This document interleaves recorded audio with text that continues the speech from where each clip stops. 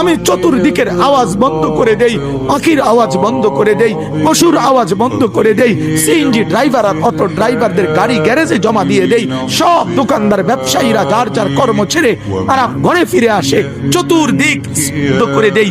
আল্লাহ বলেন তুমি ঘুমাবা বলে, তুমি ঘুমাবা বলে, তুমি ঘুমাবা বলে তোমার জন্য আমি দু চোখে ঘুম পাড়িয়ে দেই। তোমারে আমি মাথা ব্যথা দেই নাই, তোমারে আমি জ্বর দেই নাই, সর্দি দেই নাই।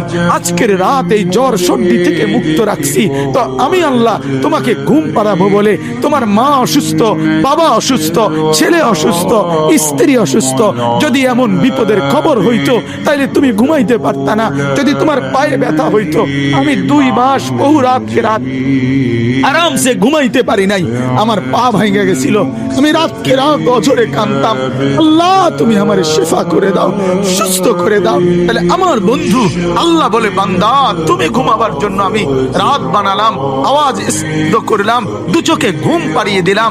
তুমি দেখো না বান্দা, চতুর্দিকে খাট পাওয়া যায় বাজারে, আলম পাওয়া যায়, লেফ পাওয়া যায়, তোষক পাওয়া যায়, সব তো বাজারে পাওয়া যায়, কিন্তু 2 চোখের ঘুম তো বাজারে পাওয়া যায় না।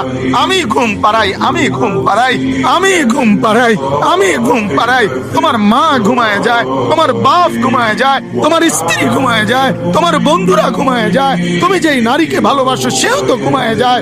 আমি আল্লাহ আমি জেগে থাকি। রাত 2টায় যদি তোমার পেশাব করতে উঠতে হয়, বাথরুমের জরুরত হয়, আমি ঘুমাই না, আমি 2 চোখ খুলে দেই, আবার তোমাকে ঘুম থেকে জাগিয়ে দেই। তো আল্লাহ বলেন এত কিছু করি আমি, আমি আমি বিনিময়ে আমি কি একটা সেজদা পাই না?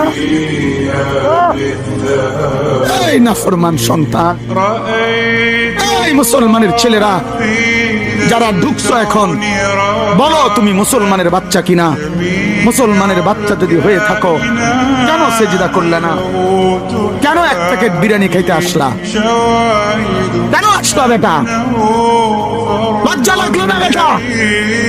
এই বেটারা কেন ঢুকলি বেটা? নির্লজ্জরা ঢুকলি কেন?